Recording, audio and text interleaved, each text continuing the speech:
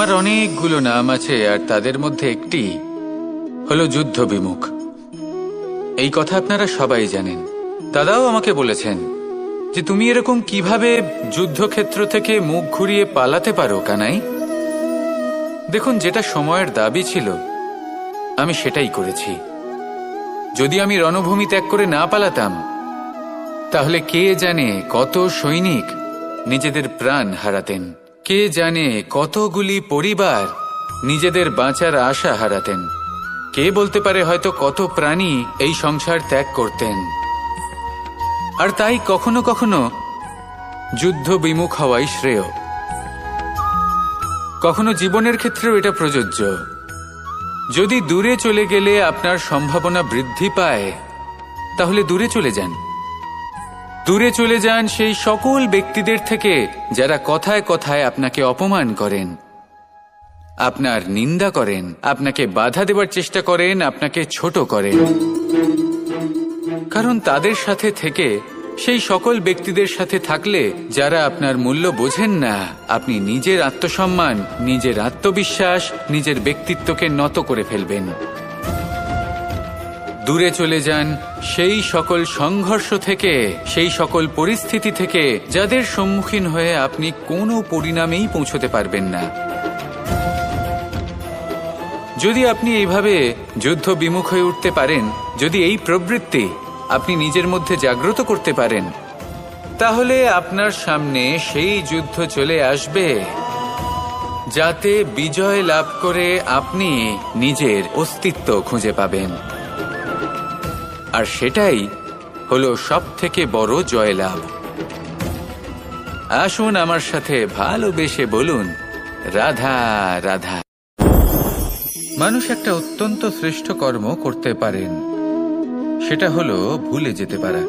আর সেটা বরদানের চেয়ে কম কিছু নয়। মানুষকে যখন কোনো কারণে নিজের প্রিয়জনদের থেকে দূরে যেতে হয়, তখন মনে দুঃখ জাগ্রত হয়। তিনি সেই দুঃখকে ভুলতে পারেন। কখনো কোনো সম্পর্ক থেকে যদি দুঃখ পেয়ে থাকেন, তখন সেই দুঃখকে ভুলতে পারেন। কিন্তু এই সংসারের প্রত্যেক আবেগ, প্রত্যেক বস্তু ভুলে যাওয়া উচিত নয়। বিশেষ করে আমাদের প্রিয়জন, আমাদের পরিবারের সদস্য।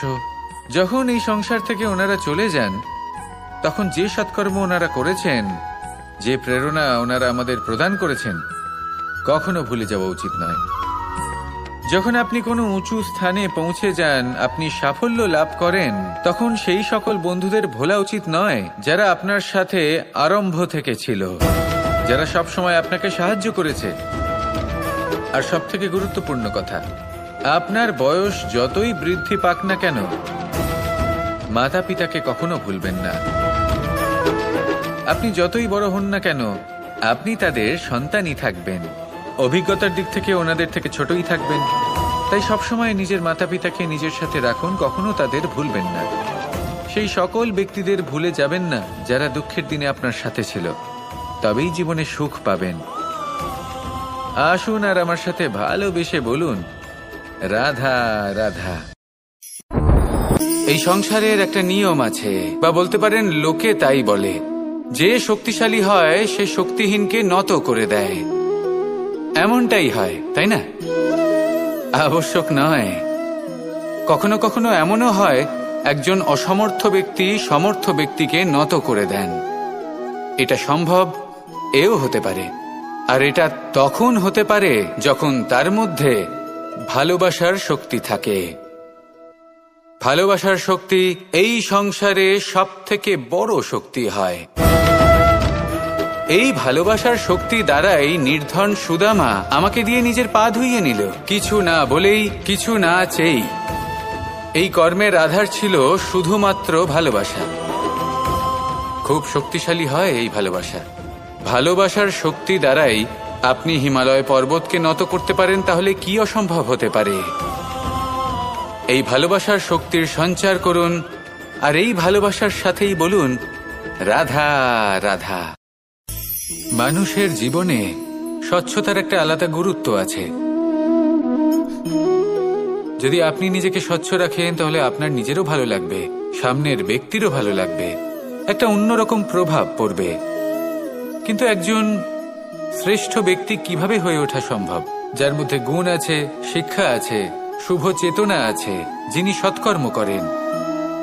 কিভাবে হব সেই ব্যক্তি যার মধ্যে জ্ঞান আছে? শুধুমাত্র স্বচ্ছ থাকলে তো তা হওয়া সম্ভব নয়। প্রথমে আপনাকে বুঝতে হবে যে মানুষের মধ্যে 4টি মূল তত্ত্ব আছে। প্রথম হলো তার শরীর, যার দ্বারা উনি যে কোনো কর্ম করে থাকেন। দ্বিতীয় তত্ত্ব হলো তার মন, যার দ্বারা কোনো কর্ম করার জন্য সে নিজেকে প্রেরণা দিতে থাকে। তৃতীয় তত্ত্ব হলো বুদ্ধি, যে কর্ম আমরা করতে চাই, যে লক্ষ্যে আমরা পৌঁছতে চাই, সেটা আমরা কিভাবে কোন পথে করব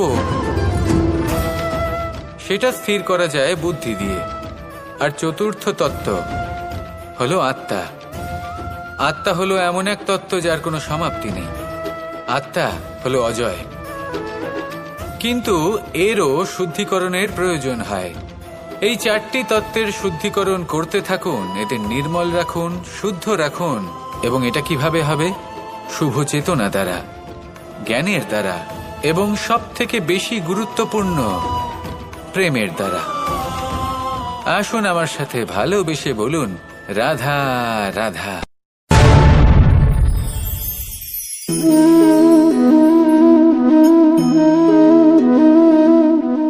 জল এই সংসারের সমস্ত প্রধান তত্ত্বের মধ্যে একটি। এই জল যে কোনো জ্বালা দূর করে, আগুনকে নিভিয়ে দেওয়ার ক্ষমতা রাখে, অবিরল অবিচল ভাবে প্রবাহিত হতে পারে, একে কেউ বাধা দিতে পারে না। এর পথে বাধা সৃষ্টি করলে নিজের পথ নিজেই খুঁজে নেবে, বা সে নিজেই নিজের পথ বানিয়ে নেবে, কিন্তু কখনো থামবে না। এই জল হলো মহান, আর এর একটা মহান গুণ আছে, এর নিজস্ব কোনো রং নেই। কিন্তু যখন মেঘ থেকে বৃষ্টিরূপে পৃথিবীতে ঝরে পড়ে, তখন সমস্ত সংসারকে রঙিন করে তোলে। যেখানে খরা হয়েছে সেখানে শ্যামল করে তোলে, যে স্থান শ্যামল সেখানে ভিন্ন ভিন্ন প্রকারের পুষ্প ফুটিয়ে তোলে।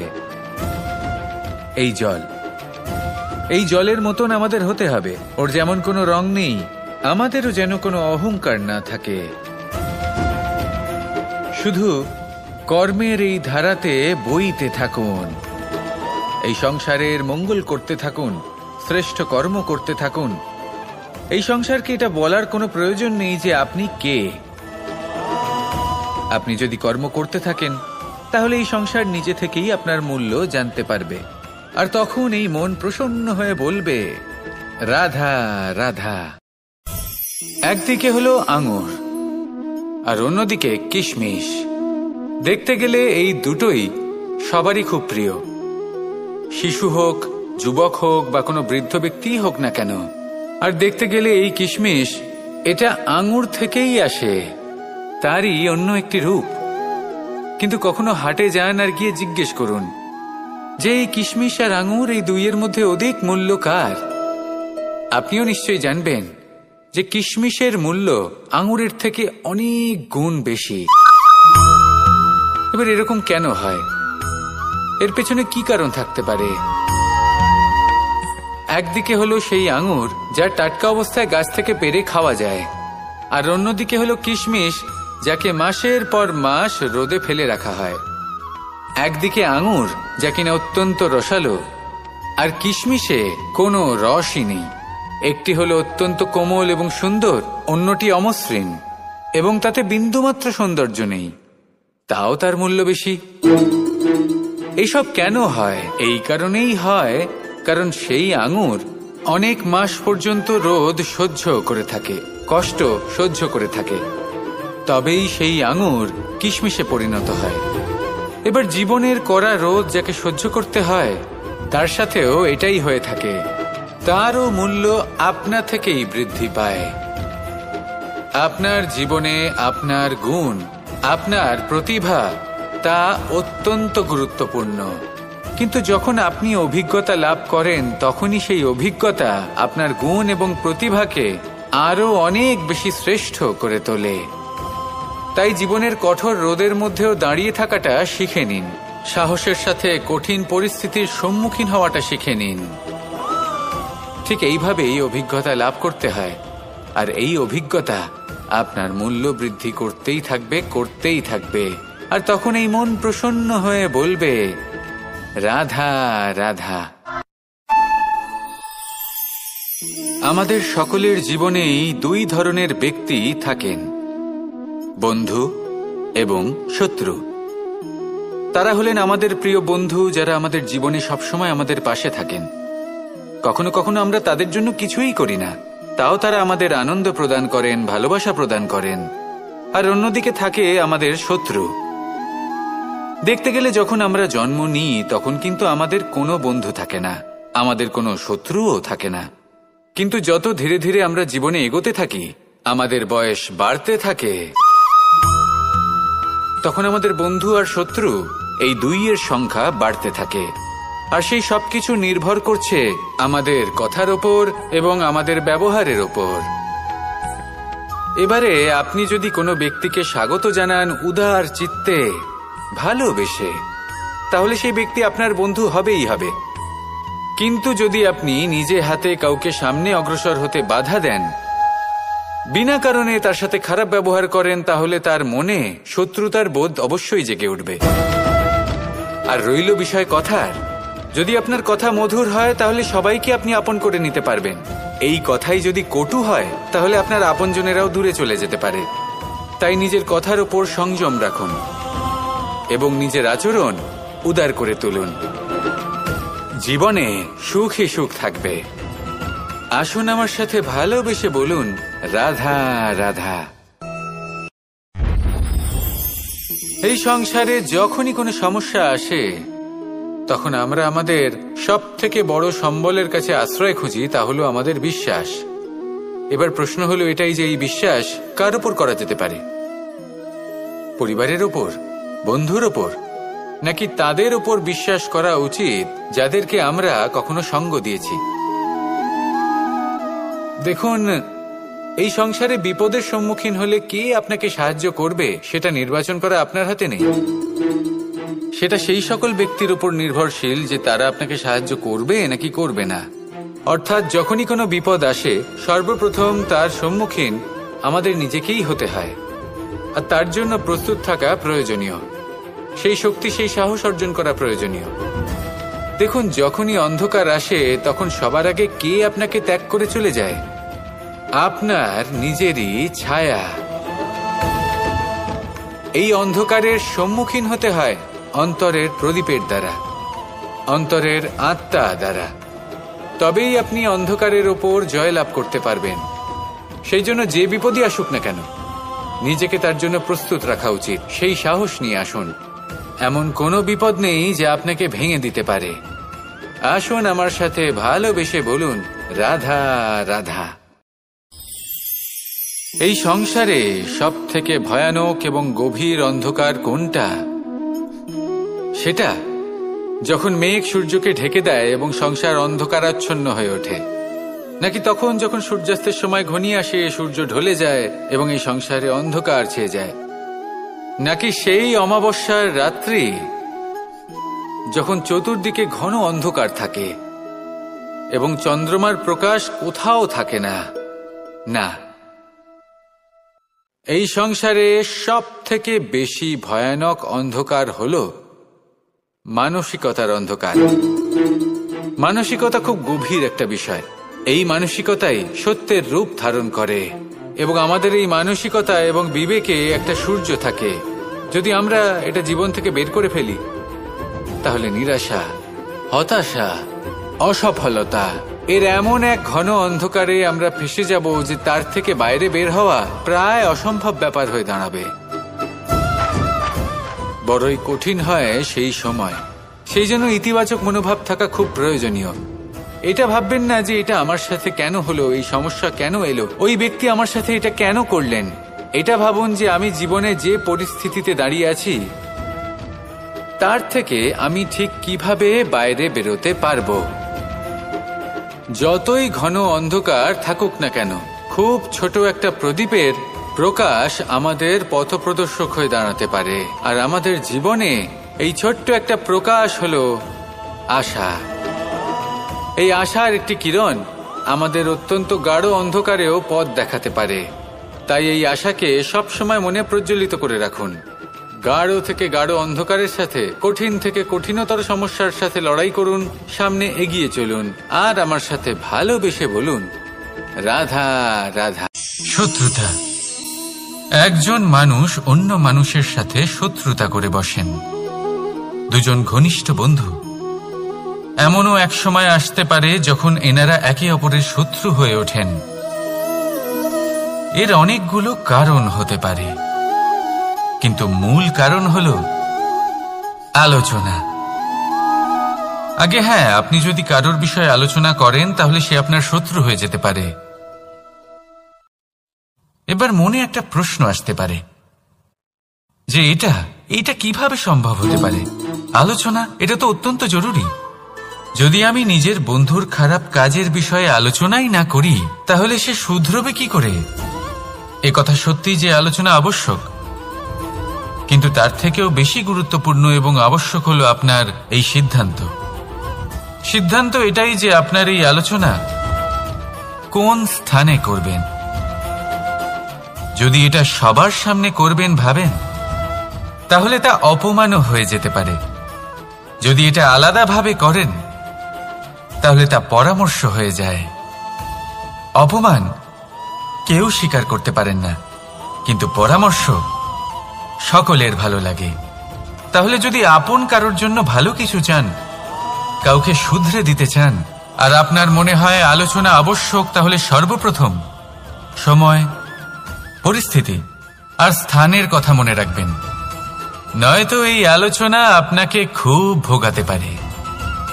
তাহলে আসুন আমার সাথে ভালোবেসে বলুন, রাধা রাধা। আপনার জীবনেও কি সমস্যা রয়েছে? অবশ্যই থাকবে। প্রত্যেকের জীবনেই সমস্যা থাকে। প্রত্যেক মানুষ জিজ্ঞাসাও করেন যে এই সমস্যা আসলে কি আর কেন আসে জীবনে। আপনাকে একটা কথা বলে দিই যে সমস্যা আসলে সেটা নয় যা আপনার পথে বাধা সৃষ্টি করে, বরং সমস্যা হলো সেটাই যেটা আপনি তখন দেখতে পান যখন আপনার একাগ্রতা আপনার পথ থেকে, আপনার লক্ষ্য থেকে সরে যেতে থাকে। আর এই সমস্যাগুলি দূর করার জন্য, এর সমাধান করার জন্য একটাই পথ আছে, নিজের সমস্ত ভাবনা আরো একবার একাগ্র করুন নিজের পথের দিকে, নিজের লক্ষ্যের দিকে। আপনার সমস্ত ভাবনা যদি কেন্দ্রীভূত হয় নিজের লক্ষ্যে, তাহলে এই সমস্যা দূরে থাকবে। যদি এরকম না হয়, যদি আপনার মন একটু অন্যদিকে চলে যায়, তাহলে এই সমস্ত সমস্যা আবার সামনে চলে আসে আর বাড়তেও থাকে। দেখুন, যেখানে আপনার লক্ষ্য রয়েছে, বাণ যদি সেখানেই চালাতে হয়, তাহলে দৃষ্টি তো সেদিকেই রাখতে হবে। তবেই তো আপনি সেই লক্ষ্য ভেদ করতে পারবেন। সেই জন্য মনে রাখবেন, সর্বদা লক্ষ্য রাখবেন নিজের পথে, সেই পথেই সামনে এগোতে থাকুন নিজের লক্ষ্যের দিকে। আপনি যত সামনে এগোতে থাকবেন এই সমস্যা তত পিছিয়ে যাবে। তাহলে আসুন আমার সাথে ভালোবেসে বলুন, রাধা রাধা। এই পাখিরা সত্যি খুব সুন্দর, আমার খুব ভালো লাগে। আপনি নিশ্চয়ই শুনে থাকবেন যে কিছু পাখির কাছে ডানা অবশ্যই থাকে, কিন্তু উড়তে পারে না। তারা চায় উঁচু আকাশে উড়ে বেড়াতে এবং মেঘেদের সাথে কথা বলতে, করতেই পারে না। এবার এই সংসারেও পাওয়া যায় ঘুড়িও। এদের মধ্যে না জীবন আছে, না প্রাণ আছে, আর না আছে ডানা, কিন্তু এরা আকাশের সাথে কথা বলে, হাওয়ার বেগের সাথে কথা বলে, আনন্দ করে, উৎফুল্ল হয়ে ওঠে। আকাশে জীবনের কিছু মুহূর্ত কাটায়। তার কারণ কি হতে পারে? কারণ হলো সুতো। এই সুতো যদি সঠিক হাতে থাকে, তাহলে এই কাগজের তৈরি ঘুড়িও আকাশের উচ্চতায় উড়ে বেড়াতে পারে। এবার এই সুতো আসলে কি? এই সুতো হলো আসলে ভালোবাসা। এই সুতো হলো আসলে বিশ্বাসের, আর এটা আপনি দিয়ে থাকেন তাদের হাতে যাদের আপনি বিশ্বাস করেন, যাদের আপনি নিজের সর্বস্ব দিয়ে দেন। ভেবে দেখুন, এই ভালোবাসা আর বিশ্বাসের সুতো আপনি যদি সঠিক মানুষের হাতে দিয়ে দেন, তাহলে আপনি অনেক উচ্চতায় উঠতে পারবেন, আকাশের উচ্চতায় উড়ে বেড়াতে পারবেন, মেঘের সাথে কথা বলতে পারবেন, পাখিদের মতো উড়তে পারবেন, যা ইচ্ছে তাই করতে পারবেন। শুধু এই মানুষ সঠিক হতে হবে, এমন একজন মানুষ যার মনে আপনার জন্য ভালোবাসা রয়েছে, এমন এক মানুষ যার মনে কোনো স্বার্থ নেই, যিনি পরোপকারী, এমন একজন ব্যক্তি যিনি আপনার অস্তিত্বকে বাইরে নিয়ে আসতে পারবেন, তাকে উজ্জ্বল করে তুলবেন। তাহলে ভালোবাসুন, আনন্দ করতে থাকুন, আর এই আনন্দ সহকারে বলুন, রাধা রাধা। আমরা সকলে এমন ব্যক্তির সাথে থাকতে চাই যারা খুব মিষ্টি কথা বলেন, যাদের ব্যবহার আমাদের ভালো লাগে, যারা দেখতে সুন্দর হন, যাদের আমরা পছন্দ করি। আর সবসময় এমন ব্যক্তির থেকে দূরে থাকতে চেষ্টা করি যাদেরকে আমরা পছন্দ করি না, যাদের কথা আমাদের খারাপ লাগে, যাদের কথা একটু কঠোর হয়। আমরা সবসময় চেষ্টা করি এদের থেকে দূরে থাকার, ঠিক কিনা? কিন্তু যদি বাস্তবটা দেখি, তাহলে এই কঠোরতা জীবনে শান্তির প্রলেপ দেয়। ওষুধও একটু কড়াই হয়, কিন্তু এ কি করে? আমাদের সুস্থ করে তোলে। ঠিক সেইভাবেই ভালোবাসার এই অধ্যায় একটু কঠিন, একটু কড়াও মনে হতে পারে, কিন্তু এর ফল সবসময় আপনাদের স্বাস্থ্যের পক্ষে ভালোই হয়। সেই জন্য যদি কেউ আপনার নিন্দে করে, আপনাকে কড়া কথা শোনায়, আপনার ব্যাপারে আলোচনা করে, তার মানে এটা নয় যে সে আপনার শত্রু। হতে পারে তিনি আপনার বন্ধু হন, আপনার জন্য ভালো চান, আপনাকে শুধরে নিতে চান, আপনার মধ্যে কোনো পরিবর্তন দেখতে চান। সেই জন্য কখনো কারোর কথা শুনে বা কাউকে দেখে প্রাথমিকভাবে এই সিদ্ধান্ত নেবেন না যে তিনি আপনার শত্রু হন নাকি আপনার বন্ধু হন। এমনও শত্রু হয়ে থাকেন যে গুড়ের মতো মিষ্টি মিষ্টি কথা বলে আসলে আপনাকে বিষ পান করিয়ে দেবেন, আর এমনও বন্ধু থাকেন যারা আসলে নিমের মতো কড়া কথা বলেন কিন্তু আপনাকে অমৃত পান করান। এদের মধ্যে পার্থক্য করতে জানতে হবে, কে আসলে শত্রু হন আবার কে আসলে মিত্র হন। এই পার্থক্য যখন আপনি করতে শিখবেন, তখন আপনি এই সংসারের সব থেকে সুখী প্রাণী হয়ে উঠবেন। এই পার্থক্য বোঝা সহজ নয়, কিন্তু অবশ্যই আবশ্যক। রাধা রাধা। অসুখ। এমন কোন মানুষ আছেন এই সংসারে যার অসুখ করে না? প্রত্যেক মানুষ কখনো না কখনো অবশ্যই অসুস্থ হয়েছে, তার এই শরীর রোগের শিকার অবশ্যই হয়েছে। এবারে দেখুন, এই রোগ আসে আবার এই রোগ চলেও যায়, কিন্তু সেই রোগ আমাদের কষ্ট দিতে কেন সক্ষম হয়? কারণ হলো স্বচ্ছতা। যদি এই স্বচ্ছতা শরীরে না থাকে, তাহলে মানুষকে শারীরিক কষ্ট পেতেই হবে। ঠিক সেইভাবেই অত্যন্ত প্রয়োজনীয় হলো এই স্বচ্ছতা যেন মনেও থাকে।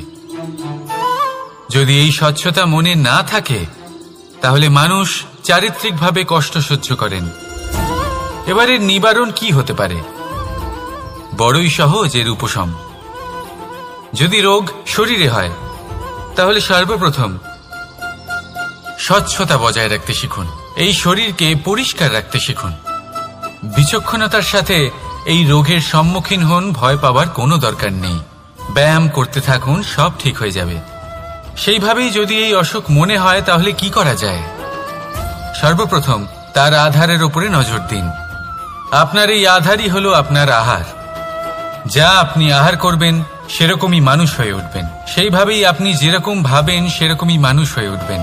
সেই জন্য নিজের ভাবনাকে শুভ করুন, নিজের দৃষ্টিভঙ্গিকে শুভ করে তুলুন, সবকিছু সঠিক হবে। আপনার আমার সবার মধ্যেই এক রাক্ষস বাস করে, তার সম্মুখীন হন, তাকে পরাস্ত করুন। তাহলে এই রোগ সে শরীরেই হোক বা মনের মধ্যে, যদি সঠিক সময় তাকে আটকানো না যায়, তাহলে যে কোনো সময় তা মহামারীর রূপ ধারণ করবে। সেই জন্য সাবধানে থাকুন, সুস্থ থাকুন। তাহলে আসুন, আমার সাথে ভালোবেসে বলুন, রাধা রাধা।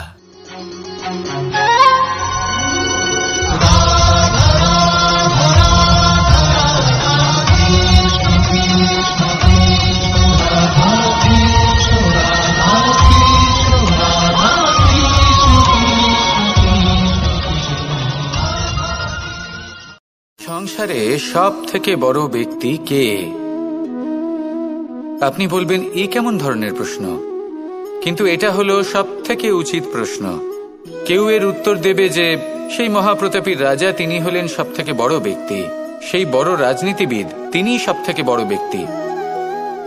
আমি আপনাকে জানাই যে সংসারের সব থেকে বড় ব্যক্তি হলেন তিনি, যার সাথে দেখা করলে আপনি নিজেকে ছোট মনে করবেন না। কোন ব্যক্তি যিনি সব থেকে বেশি শক্তিশালী, আপনি যদি তার সামনে যান তাহলে উনি আপনার অন্তরের শক্তিকে বাইরে বের করে আনবে, আপনার অন্তরের লুকিয়ে থাকা শক্তিকে জাগ্রত করতে প্রেরণা প্রদান করবে। তিনি হলেন বড় ব্যক্তি, তিনি হলেন মহান ব্যক্তি। তিনি নন যিনি নিজের বল এবং ঐশ্বর্য দ্বারা আপনাকে তার সামনে ছোট প্রমাণ করবেন। এবং সেই জন্য মহাদেব আমার আরাধ্য হলেন আমার খুব প্রিয়। কারণ রাজা হোক বা ফকির, কেউ যদি ওনার সামনে যান তাহলে সে নিজেকে ছোট মনে করেন না। আপনিও যদি জীবনে অনেক বড় হতে চান তাহলে কাউকে কখনো নিজেকে ছোট মনে করতে দেবেন না। তার অন্তরে বড় হয়ে ওঠার প্রেরণা প্রদান করুন। আসুন আমার সাথে ভালোবেসে বলুন, রাধা রাধা। এই জীবন কিভাবে বদলানো সম্ভব? কিছু মানুষ বলেন যে নিরন্তর কাজ করলে, পুরুষার্থ পালন করলে এই জীবন বদলে ফেলা সম্ভব। আজ আমি আপনাকে বোঝাবো যে এক মুহূর্ত, সময় আর সিদ্ধান্ত কতটা গুরুত্বপূর্ণ হয়। এক মুহূর্তই যথেষ্ট। একটা মুহূর্ত এত শক্তিশালী হতে পারে যে তা আপনার সমগ্র জীবন পাল্টে দিতে পারে। এমন এক সময় ছিল শ্রীরামের কাছে, যখন ওনাকে সিদ্ধান্ত নিতে হয় যে উনি নিজের পিতার আদেশ পালন করতে বনবাসে যাবেন নাকি যাবেন না। উনি সেই আদেশ পালন করেছিলেন, তারপর সময় অনুসারে উপযুক্ত সিদ্ধান্ত নিলেন। আর আজ সকলের মনে বসবাস করেন শ্রীরাম। আর অন্যদিকে আছে রাবণ। ওনার কাছে একটা সময় ছিল, একটা সুযোগ ছিল নিজের প্রারব্ধকে শুভ করে তোলার। উনি ভুল করলেন আর মৃত্যু লাভ করলেন। নির্বাচন সবসময় আপনার হাতে, শুধু আপনাকে সময়কে বুঝতে হবে, সেই মুহূর্তকে বুঝতে হবে আর উচিত সিদ্ধান্ত নিতে হবে, ব্যাস।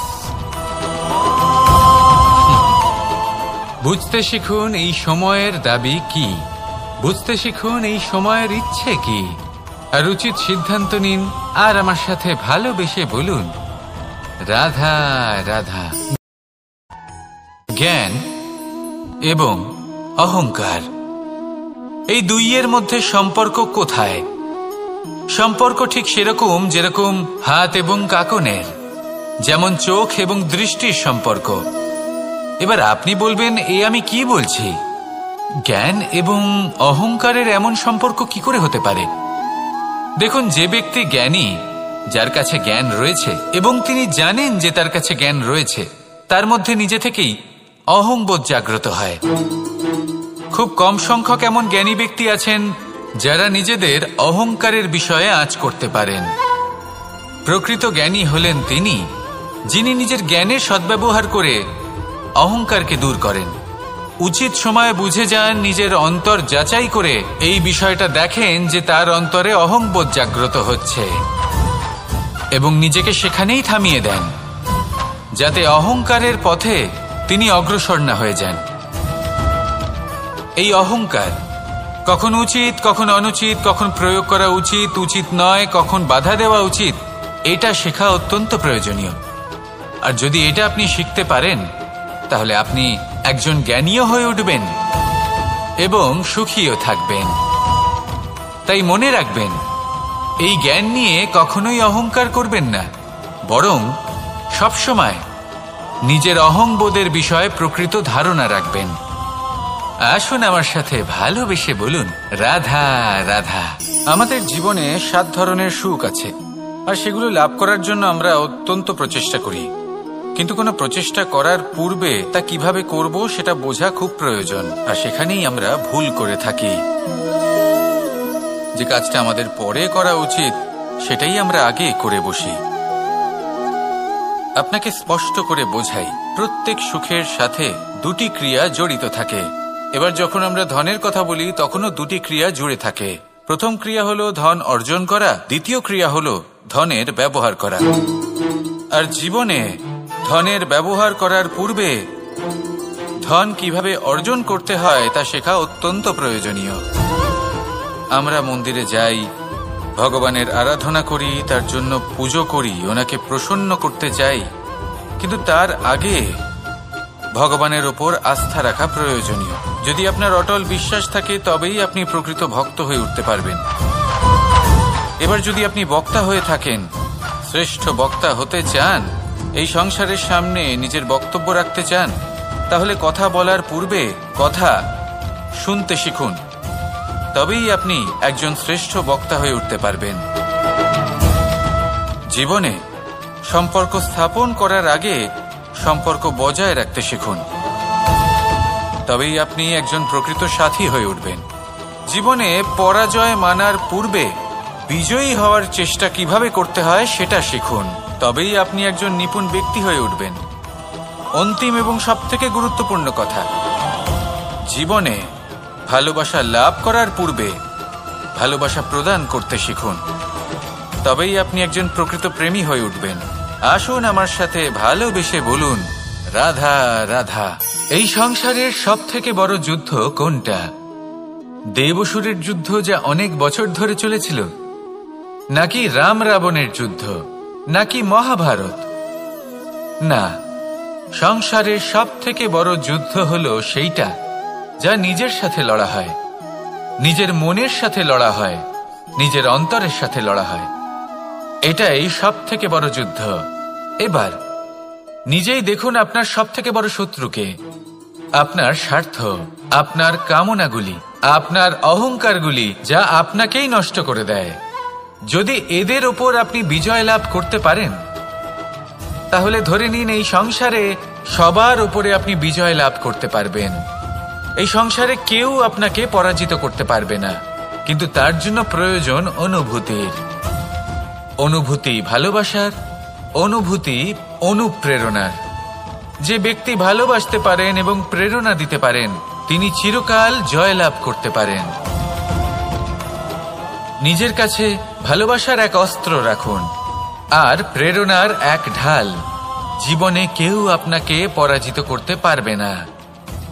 আসুন আর আমার সাথে ভালোবেসে বলুন, রাধা রাধা। সৌন্দর্য।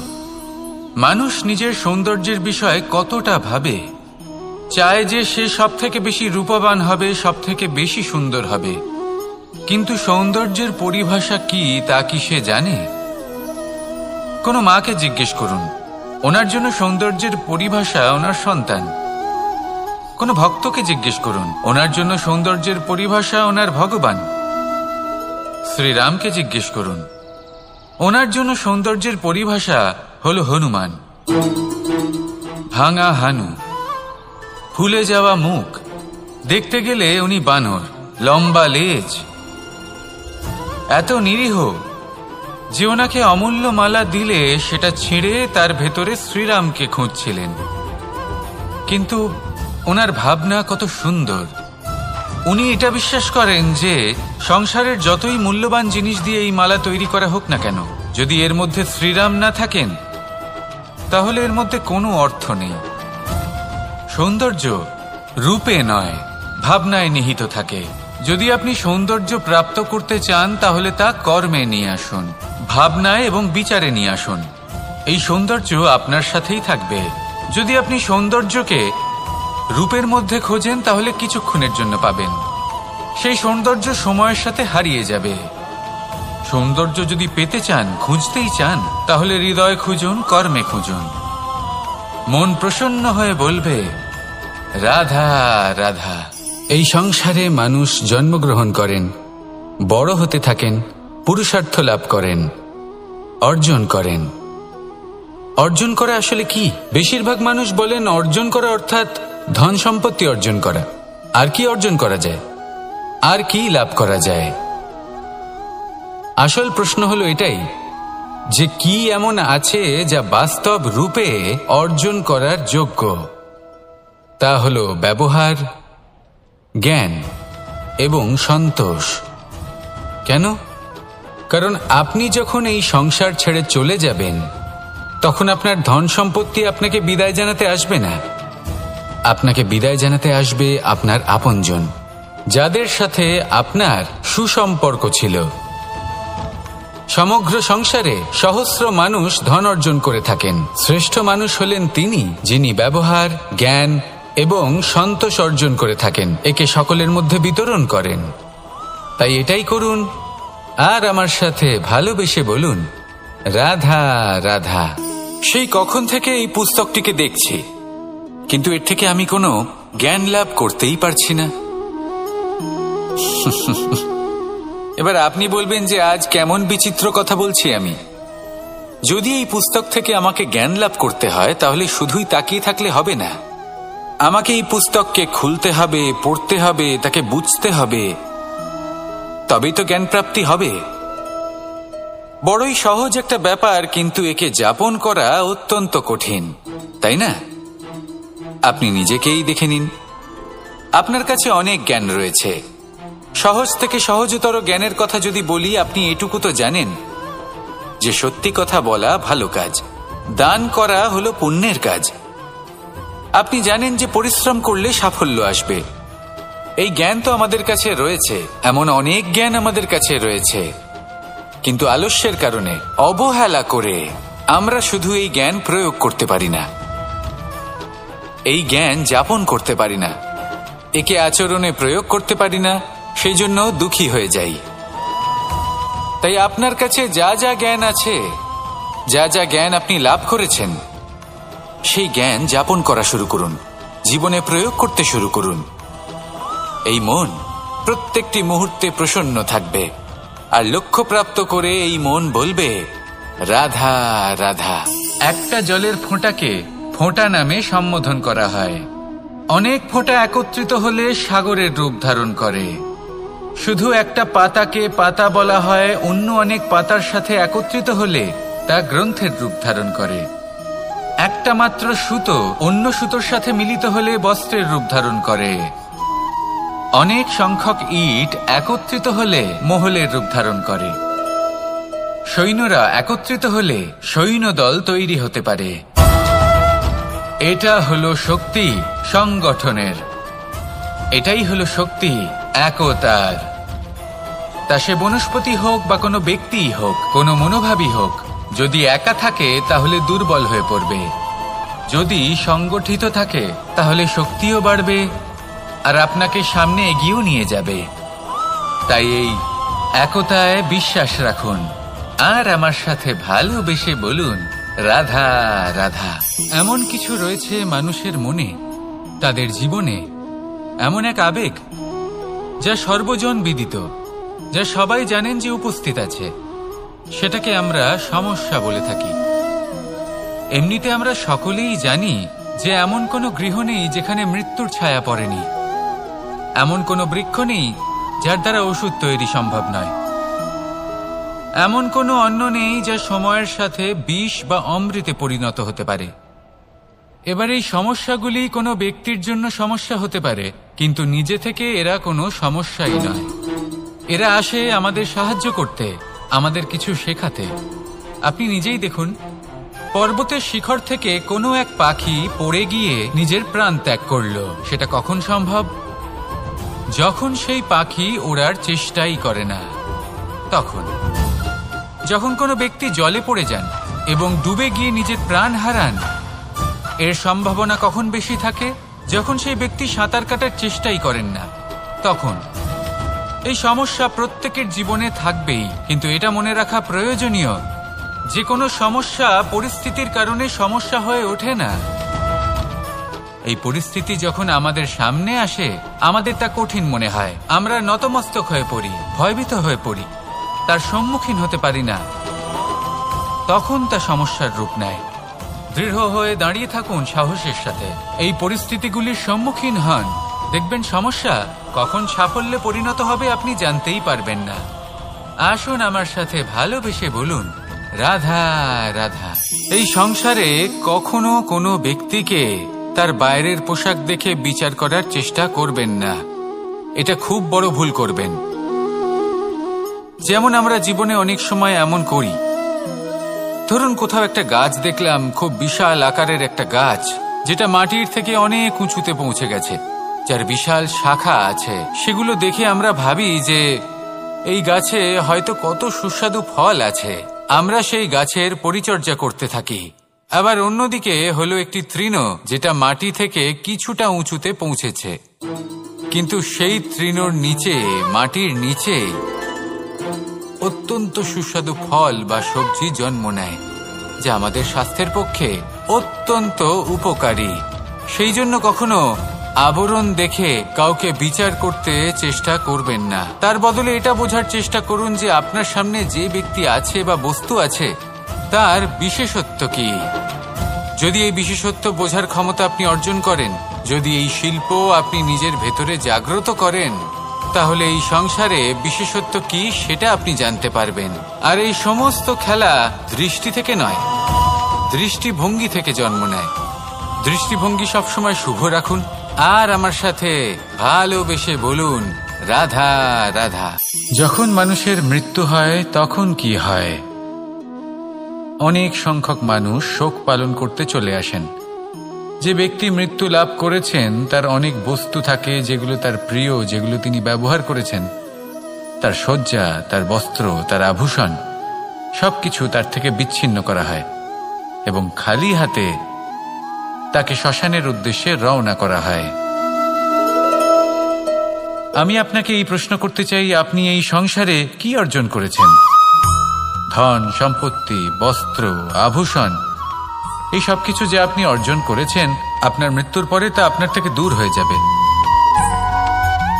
এর উত্তর হলো একটাই, আপনার কর্ম। শুধু সেটাই আছে যা একান্ত আপনার, আর শুধু সেটাই এই সংসার থেকে চলে যাওয়ার পরেও সংসারেই জীবিত থাকবে। যদি আপনি দুষ্কর্ম করেন, তাহলে এই সংসার আপনাকে একটি অনুচিত উদাহরণ হিসেবে মনে রাখবে যে এই ব্যক্তি খুব পাপী ছিল, অনুচিত কর্ম করতেন। যে পথে তিনি চলেছেন সেই পথে কারোর চলা উচিত নয়। সেখানেই যদি আপনি সৎকর্ম করেন, তাহলে সংসার চিরকাল এটাই বলবে যে খুব ভালো মানুষ ছিলেন, সবাইকে ভালোবাসতেন, সবাইকে সাহায্য করতেন, আমার খুব প্রিয় মানুষ ছিলেন। এটাই হলো শ্রেষ্ঠ কর্ম।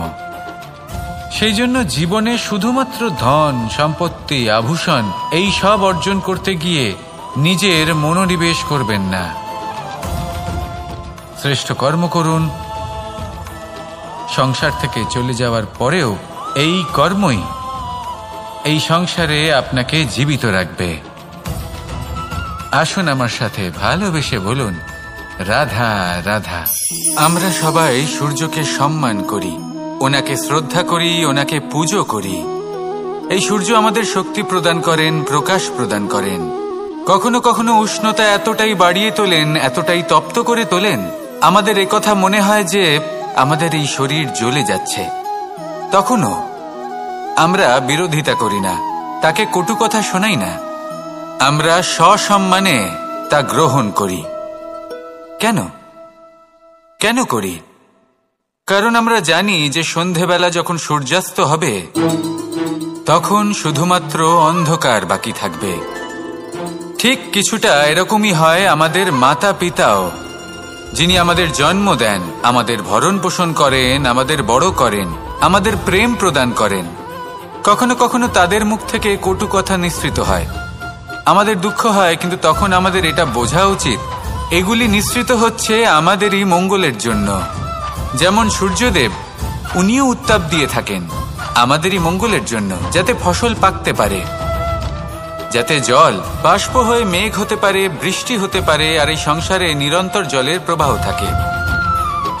আমাদের মাতা পিতা, তাদের কঠোর আচরণ, তাদের কঠোর অনুশাসনের পেছনে লুকিয়ে থাকে ওনাদের ভালোবাসা। আমাদের তা বুঝতে হবে, সসম্মানে ওনাদের গ্রহণ করতে হবে। কারণ ঠিক সূর্যাস্তের পরে যেমন চতুর্দিক অন্ধকারচ্ছন্ন হয়ে যায়, তেমনি আমাদের জীবন থেকে যখন আমাদের মাতা পিতা চলে যায়, তখন আমাদের জীবনেও শুধু এবং শুধুমাত্র অন্ধকারই চেয়ে থাকে। সেই জন্য নিজের মাতা পিতাকে সম্মান করুন, ওনাদের ভালোবাসা প্রদান করুন। এই মন আর এই জীবন প্রসন্ন হয়ে বলবে রাধা রাধা। পরিস্থিতি কখনো এটা ভালো থাকে, আবার কখনো মন্দ হয়ে যায়। কখনো এই পরিস্থিতি আমাদের পক্ষে থাকে, আর কখনো এই পরিস্থিতি অনুযায়ী আমাদের চলতে হয়। কোনো বিকল্প থাকে না। কিন্তু যখনই এই পরিস্থিতি খারাপ হয়ে যায় তখন কি করা উচিত সেই প্রশ্ন মনে জেগে ওঠে। পরিস্থিতি যখন প্রতিকূল হয় তখন আমরা কিছু হারালে তা হারিয়ে ফেলি, ঠিক আছে, কিন্তু যা বাকি আছে সেটা আমরা আগলে রাখতে পারি। পরিস্থিতিকে সামলে রাখার চেষ্টা আমরা অবশ্যই করতে পারি, শুধু সেটুকুই আমাদের হাতে রয়েছে। কিন্তু এর থেকেও বড় সমস্যা আছে, অহংকার। কখন প্রবেশ করে আমরা জানতেও পারি না। এই অহংকার আপনাকে বুঝতেও দেবে না যে আপনি সত্যি কিছু হারিয়েছেন। আপনার কিছুই যাবে আসবে না। দেখতে গেলে আকাশের সূর্য নিজের প্রকাশ হারিয়ে ফেলে যখন অন্ধকার ঘনিয়ে আসে। তাহলে আমরা কে হই? ওনার সামনে তো কিছুই নই। এই অহংকার আমাদের দমন করতেই হবে। এটা বিশ্বাস করতে হবে যে এই সমগ্র সৃষ্টিতে আমরা শুধুমাত্র একটা কণা, তার থেকে বেশি আর কিছুই নয়। বিশ্বাস করতে হবে যে আমরা ততটাও বড় নই যে কখনোই কিছুই হারাবো না। এবার যেদিন এই জ্ঞান আপনি আত্মস্থ করে নিজের আচরণ পাল্টাবেন, মনে রাখবেন সেই দিনই অহংকারকে দমন করতে আপনি পথে অগ্রসর হয়ে পড়েছেন। এই অহংকারকে দমন করুন আর আমার সাথে ভালোবেসে বলুন রাধা রাধা। আমি দ্বারকাধীশ এবং আমার সভাতে বিভিন্ন সময় বিভিন্ন ধরনের মানুষ আসেন, নিজেদের দাবি নিয়ে, নিজেদের ইচ্ছে নিয়ে। কখনো কেউ ভোজন চান, আবার কখনো কেউ ওষুধ। কখনো কেউ বস্তু চান, কেউ আবার চান বস্ত্র। কারোর জ্ঞান চাই, কারোর ধন চাই, আবার কারোর বাসস্থান। অনেক সময় আমি এই অনুরোধ, এই ইচ্ছে পূর্ণ করি না। এবার আপনি এটা ভাবতেই পারেন যে কৃষ্ণ তো তাহলে লোভী, ওর কাছে তো সবকিছুই রয়েছে, তারপরেও সে নিজের প্রজার ইচ্ছে পূর্ণ করে না, তাদের সমস্যাগুলি বুঝতে পারে না, তাদের সুখ স্বাচ্ছন্দ্য প্রদান করে না। আসল সত্য হলো এটাই যে কোনো সবল ব্যক্তি, যে কোনো গৃহস্থ ব্যক্তি যে কাজ করতে সক্ষম, তার পরিশ্রম দ্বারাই নিজের প্রয়োজনগুলি এবং ইচ্ছেগুলি পূরণ করা উচিত। এটা অত্যন্ত প্রয়োজনীয়।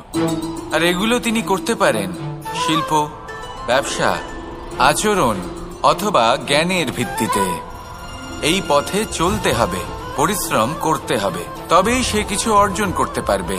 এবার এমন কোনো ব্যক্তি যার এই সব কিছুতে কোনো রুচি নেই, যে কিছুই করতে চায় না, সে কিছুই অর্জন করতে পারবে না। এবার এরকম কোনো ব্যক্তিকে যদি আমি কোনো বস্তু প্রদান করি, তাহলে কি হবে? সে পরাধীন হয়ে যাবে, আর সেটা উচিত হবে না। তাহলে কি করা উচিত? তাকে পথ দেখানো, তাকে বোঝাতে হবে যে কোন পথে চলে তুমি নিজের লক্ষ্য প্রাপ্ত করতে পারবে। শিল্প, জ্ঞান, আচরণ এবং ব্যবসা, এই পথে কিভাবে চলে সেটা শেখাতে হবে।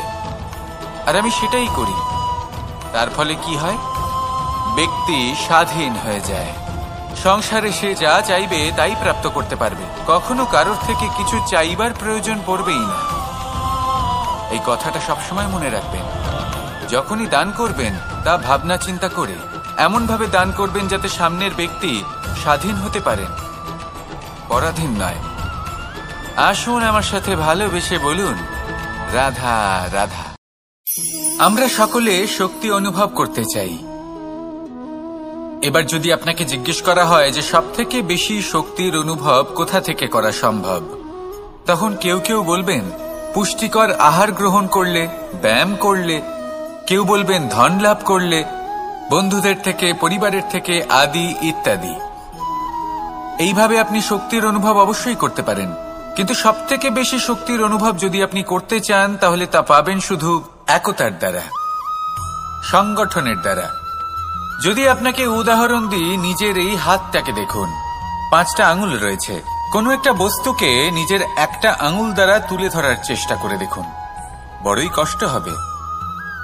তখন আপনি বুঝতে পারবেন যখন এই 5টি আঙুল একত্রিত হয় তখন কোনো কাজ কতটা সহজ হতে পারে। এটাই হলো শক্তি, একতার। সব থেকে ভালো উদাহরণ যদি আপনাকে দিই তাহলে বাঁশি। এই বাঁশি থেকে অত্যন্ত মধুর সুর নির্গত হয় যা সবার মন প্রসন্ন করে দেয়। এই কথা সত্যি, কিন্তু এই বাঁশি আমি একটা বা দুটো আঙুল দিয়ে বাজাতে পারবো না। আমাকে প্রত্যেকটা আঙুল ব্যবহার করতেই হবে, তবেই এর থেকে মধুর সুর নির্গত হবে যা সকলকে প্রসন্ন করবে, ঠিক কিনা? ঠিক এইভাবেই যদি আপনি চান যে আপনার জীবনরূপী বাঁশি থেকেও মধুর সুর নির্গত হোক বা সবার মনকে প্রসন্ন করে তুলুক, তাহলে আপনাকেও জীবনে একতা নিয়ে আসতেই হবে। আপনি একাও কর্ম করতে পারেন, পথ চলতেও পারেন, সামনেও এগোতে পারেন, সাফল্যও লাভ করতে পারেন। কিন্তু যখন সকলে একসাথে এগোবেন, সেই পথে চলবেন, সেই কর্মই করবেন, তখন লক্ষ্যে অবশ্যই পৌঁছবেন, সাফল্য অবশ্যই লাভ করবেন।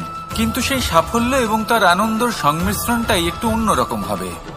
তাই জীবনে ঐক্যবদ্ধ হন, একসাথে মিলে এগোতে থাকুন, আর আমার সাথে ভালোবেসে বলুন, রাধা রাধা। বাজ পাখিকে পক্ষীরাজ বলা হয়। বাজের আয়ু হলো মোটামুটি 70 বছর।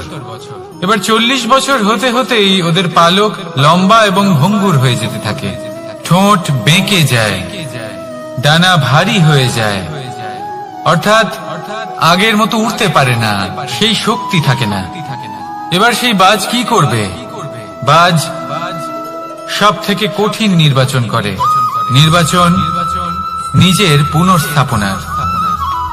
সর্বপ্রথম একটা বিশাল পর্বতে যায়, একান্তে নিজের এক বাসস্থান তৈরি করে, আর তারপরে পাথরের সাথে নিজের ঠোঁট বারবার আঘাত করতে করতে সেই ঠোঁট ভেঙে ফেলে।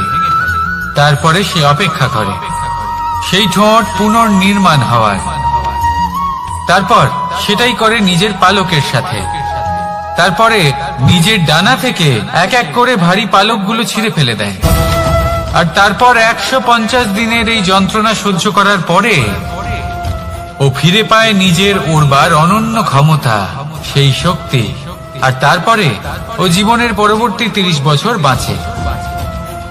কি বুঝলেন আপনি? যদি ইচ্ছে শক্তি থাকে তাহলে একজন দুর্বলও শক্তিশালী হতে পারে। আপনিও এটাই করুন, নিজের অতীতের যন্ত্রণার বোঝাগুলিকে ত্যাগ করুন, আর কল্পনার খোলা আকাশে উন্মুক্ত হয়ে উড়ে বেড়ান। নিজের পুনর্স্থাপনা করুন, তবেই সর্বশ্রেষ্ঠ হতে পারবেন। আর মনে রাখবেন, এই ছোট ছোট পদক্ষেপই বড় বড় শিখরে পৌঁছে দিতে পারে। তাহলে আসুন আর আমার সাথে ভালোবেসে বলুন, রাধা রাধা। আপনি কি কখনো জলকে নিজের মুঠোতে ধরে রাখার চেষ্টা করেছেন? চলুন আজ করা যাক।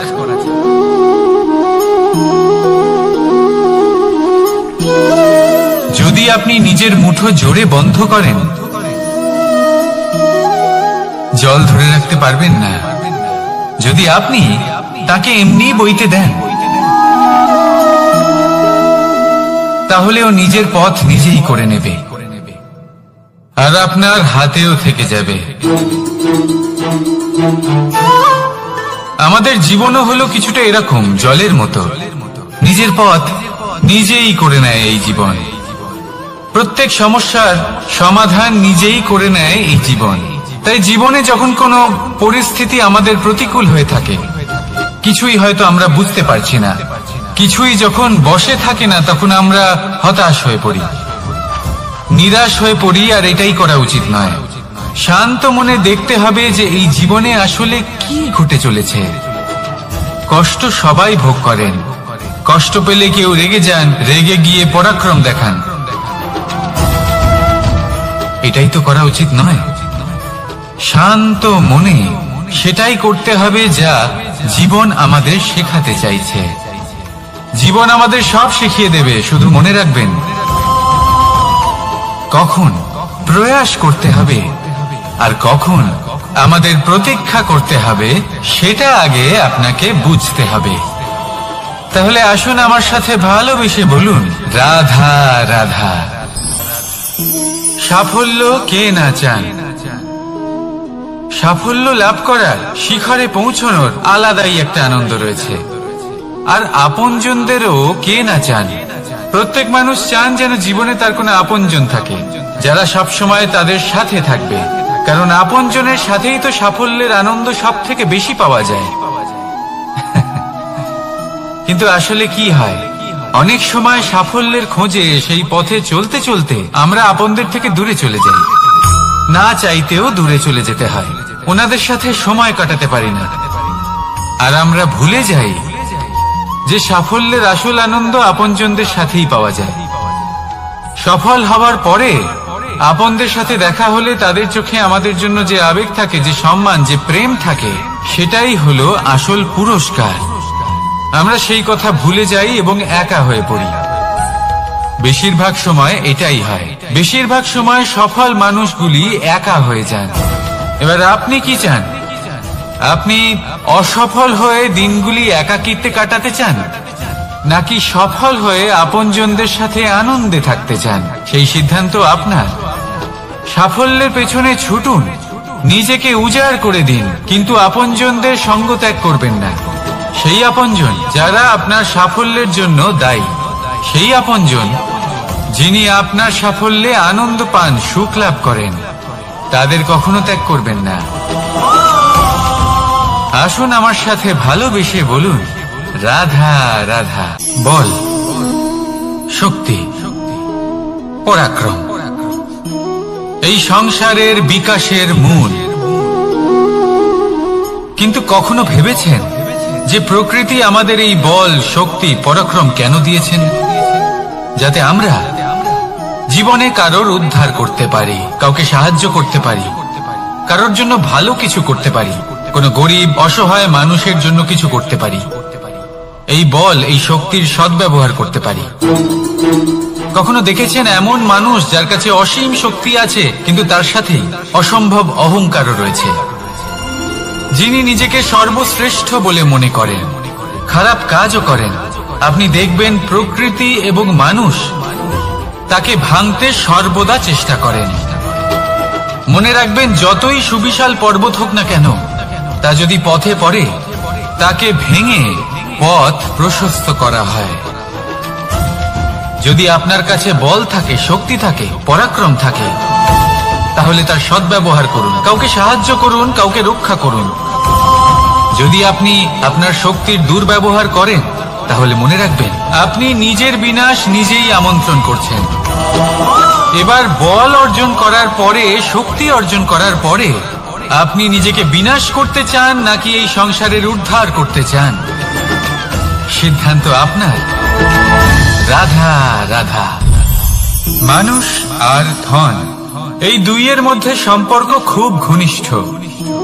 ধন হলো সেই শক্তি যার ব্যবহার মানুষ করে থাকে সাংসারিক বস্তু ক্রয় করার জন্য, নিজের জীবন যাপন করার জন্য।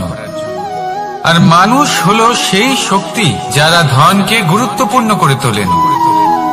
এবার একটা কথা বলি, ব্যবহার করা উচিত ধনকে আর ভালোবাসা উচিত মানুষকে। এটা বেশিরভাগ মানুষই বোঝেন না। মানুষ এখানেই সব থেকে বড় ভুল করে বসেন। তারা ভালোবাসেন ধনকে আর ব্যবহার করেন মানুষকে। এ হলো অনুচিত। দেখুন, আপনি একটা সূচের দ্বারা যুদ্ধ করতে পারবেন না, আর কোন তলোয়ার দ্বারা বস্ত্র সেলাই করতে পারবেন না, তাই না? কোনটা কিসের জন্য হয় সেটা বোঝা অত্যন্ত জরুরি। আপনিও সঠিক দিকে অগ্রসর হন। মানুষকে ভালোবাসুন আর ধনকে ব্যবহার করুন। যদি আপনি মানুষকে ব্যবহার করেন, তাহলে আপনি ভালোবেসে ফেলবেন ধনকে। আর এই ভালোবাসা ধীরে ধীরে পরিণত হবে লোভে, আর ধীরে ধীরে এটা আপনাকে বিনাশ করে দেবে। তাহলে সমস্ত মানুষকে ভালোবাসুন আর এইভাবে ভালোবেসে বলুন, রাধা রাধা। ভগবান আর ভক্ত যখন এক আকার হয়ে যায়, যখন ভক্ত তার ভগবানের প্রতি এবং নিজের জীবনের উদ্দেশ্যের প্রতি সম্পূর্ণরূপে সমর্পিত হয়, তখন জন্ম নেয় ভক্তি। এই সংসারের সমস্ত আশা হয়তো আপনার সঙ্গ ত্যাগ করে দিতে পারে, তখনও ভক্তি সাথে থাকবে। ভক্ত আর ভগবান যখন একাকার হয়ে যায়, তাদের মধ্যে কোনো পার্থক্য থাকে না। তারা এক হয়ে যায়, এক ব্যক্তিত্ব, এক অস্তিত্ব। সেই জন্য কখনো জীবনে যে কোনো রূপেই, যে কোনো প্রকারেই, যে কোনো ঈশ্বরকে মান্য করুন। মনের মধ্যে শ্রদ্ধা ভাব জাগ্রত করুন, মনে ভক্তি ভাব জাগ্রত করুন। এই সমগ্র সংসারে সব কিছু আপনাকে ছেড়ে চলে গেলেও তখনও এই ভক্তি শুধুমাত্র আপনার উত্থান ঘটাবে। তাই মনে ভক্তি জাগ্রত করুন আর আমার সাথে ভালোবেসে বলুন, রাধা রাধা। শব্দই হলো শূন্য, শব্দই হলো আরম্ভ, শব্দই হলো অন্ত, শব্দই হলো অমর, শব্দই হলো ব্রহ্ম। এই শব্দ হলো অত্যন্ত বিশেষ। কেউ কাঁদলে তাকে হাসিয়ে তোলে, কেউ হাসলে তাকে কাঁদিয়ে দেয়। কারোর মনে উদ্দীপনা জাগিয়ে তুলতে পারে, আবার কারোর মনে কাঁটা হয়ে বিঁধে থাকতে পারে। একটা অত্যন্ত গুরুত্বপূর্ণ কথা, যা বোঝা অত্যন্ত আবশ্যক। আপনার মন, আপনার হৃদয়ে যতই শুদ্ধ হোক না কেন, যতই পবিত্র হোক না কেন, আপনার দৃষ্টিভঙ্গি যতই স্পষ্ট হোক না কেন, যদি আপনার কথা পবিত্র না হয়, যদি আপনার শব্দ শুদ্ধ না হয়, তাহলে তা আপনাকে আপনার কর্মফল ভোগ করতে বাধ্য করবেই। একটা সহজ উদাহরণ দিই। আপনার জীবনে এমন কেউ অবশ্যই থাকবেন যাকে আপনি পছন্দ করেন না, যিনি হয়তো অধর্মী মানুষ, যিনি হয়তো দুর্বুদ্ধি সম্পন্ন মানুষ, কিন্তু তার জন্য অপশব্দ প্রয়োগ করলে তার মধ্যে কোনো পরিবর্তন আসবে না, তার মানসিকতা বদলাবে না, শুধু মনে প্রতিশোধ স্পৃহা জেগে উঠবে, মনে হিংসা জাগবে, আর কিচ্ছু না। সেই জন্য নিজের শব্দকে নিয়ন্ত্রণ করুন, নিজের কথা সংযত করুন। শ্রেষ্ঠ থেকে শ্রেষ্ঠতর মানুষকেও সাবধানী হতে হয়, কারণ যদি এই শব্দের প্রয়োগ সঠিক না হয়, তাহলে আজীবন মানুষকে নির্বাক হয়ে থাকতে হতে পারে। তাহলে নিজের শব্দ নিয়ন্ত্রিত রাখুন, নিজের কথাকে শুভ করুন, এতে প্রেমবোধ জাগিয়ে তুলুন, আর সেই প্রেমবোধ নিয়েই বলুন, রাধা রাধা। বরদান এবং অভিশাপ, এই দুই হলো একই মুদ্রার দুটি পিঠ। এই বরদান আমরা অনেক কারণে পেতে পারি, কখনো নিজের পরিশ্রমের কারণে, কখনো নিজের তপস্যার কারণে, কখনো আমাদের পূর্বপুরুষদের কর্ম ও তপস্যার কারণে। কিন্তু এই বরদান কতক্ষণ বরদান থাকবে তা আমরা নিশ্চিত করতে পারি না, তা সুনিশ্চিত করে শুধুমাত্র আমাদের কর্ম। যদি আপনাকে উদাহরণ দিই, আপনি রেশমের কীট দেখেছেন? ও বরদান পেয়েছে যে ও নিজের সুরক্ষার জন্য খোলস বানাতে পারে। এবারও তাতে এত মত্ত হয়ে যায় যে এমন এক আবরণ বানিয়ে ফেলে যাতে সে নিজেই আবদ্ধ হয়ে চাপা পড়ে মরে যায়। এটার তাৎপর্য কি? তাৎপর্য খুবই সরল। গর্ব করা খুবই ভালো, কিন্তু অহংকার করা কখনোই উচিত নয়। যদি অহংকার মনের মধ্যে প্রবেশ করে, তাহলে এই বরদান অভিশাপে পরিণত হতে সময় লাগে না। আর যদি কর্মশ্রেষ্ঠ হয়, তাহলে অভিশাপ বরদানে পরিণত হয়। তাহলে আসুন, শ্রেষ্ঠ কর্ম করুন আর আমার সাথে ভালোবেসে বলুন, রাধা রাধা।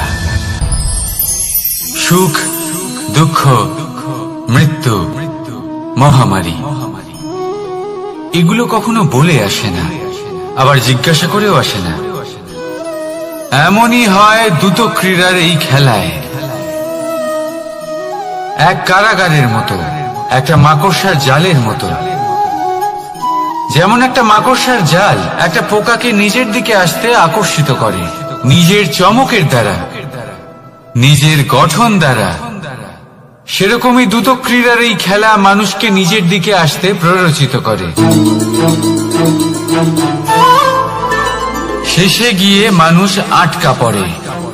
পার্থক্য শুধু এটাই, যখন এক পোকা এই জালে জড়িয়ে পড়ে, তখন সে তার প্রাণ হারায়, মানুষ যখন এই দুটো ক্রীড়ায় আকর্ষিত হয়, সে নিজের মান, নিজের ধন সবকিছু হারায়, নিজের বিবেক হারিয়ে ফেলে। কিন্তু আপনি আপনার বিবেক কখনোই হারাবেন না। যদি আপনার মনে লোভ চলে আসে, আপনি লোভী হয়ে ওঠেন। যদি আপনি দুটো ক্রীড়ার এই খেলায় আটকা পড়েন, তাহলে মনে রাখবেন, এই খেলা থেকে ফিরে আসা প্রায় অসম্ভবই বলা যায়। নিজের বিবেক কখনো হারাতে দেবেন না, কারণ বিনাশ আসার প্রথম লক্ষণ হলো বিবেকের বোধ চলে যাওয়া। এই প্ররোচনায় কখনো পা দেবেন না। আর আমার সাথে ভালোবেসে বলুন, রাধা রাধা। বিজয়, বিজয় লাভের জন্য মানুষ কি না করে থাকে, যে কোনো সম্ভাব্য প্রচেষ্টা করে। কিন্তু নিজের বিজয় লাভের জন্য বাজিতে যা ইচ্ছে তাই রেখে দেওয়া কি উচিত কাজ? কখনোই নয়। নিজের হারানো সম্মান, নিজের হারানো সম্পত্তি, নিজের হারানো অধিকার ফিরে পাওয়ার শুধু একটাই পথ রয়েছে, আর তা হলো পুরুষার্থ। দুটো ক্রীড়া নয়। যে মানুষ নিজেই হেরে গেছে, নিজেই নিজের জয়লাভ করার জন্য অন্য কাউকে কিভাবে বাজিতে রাখতে পারে? এ হলো সম্পূর্ণরূপে অনুচিত। অনেক সময় অনেক ধন লাভ করার জন্য, অনেক সম্পত্তি লাভ করার জন্য আমরা নিজের আসল ধন, আমাদের আপনজন, তাদেরকে হারিয়ে ফেলতেও প্রস্তুত হয়ে যাই। এটা একেবারেই উচিত নয়। যত বড়ই সংকট আসুক না কেন, আমাদের আপনজনদের আমাদের সাথেই রাখা উচিত। নিজের বিজয়ের জন্য ওনাদের বাজি রাখা ঠিক নয়। এই ভুল কেউ একজন করেছেন, আপনি তা ভুলেও করবেন না।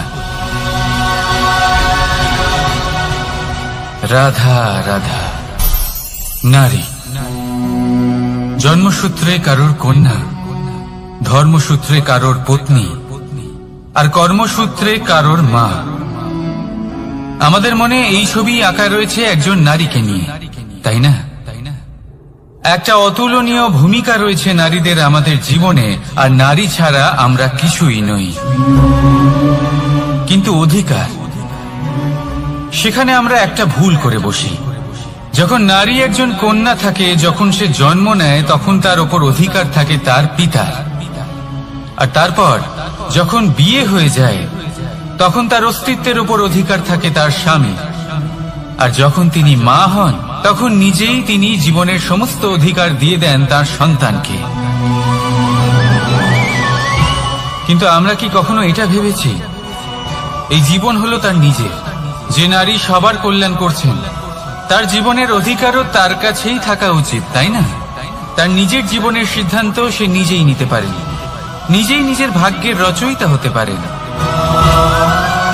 আর এর জন্য আমাদের নিজেদের পাল্টাতে হবে, দৃষ্টিভঙ্গি পাল্টাতে হবে। কারণ এই ধারণা সেটা আজ বা কালকের ব্যাপার নয়, এটা ঘটে চলেছে বহু বছর ধরে, আর চলতেই থাকবে যদি আমরা এটা না বদলাই। আর এটা তখনই সম্ভব হবে যখন আমরা নিজেদের মধ্যে পরিবর্তন আনব। তাই আজকের পর থেকে, এই মুহূর্ত থেকে, কোনো নারীর ওপর অকারণ অধিকার স্থাপনের আগে সহস্রবার ভেবে দেখবেন। কারণ যখন নারী নিজের অধিকার কেড়ে নিতে বাধ্য হবেন, তখন শুধু এবং শুধুমাত্র বিনাশই ঘটবে। রাধা রাধা।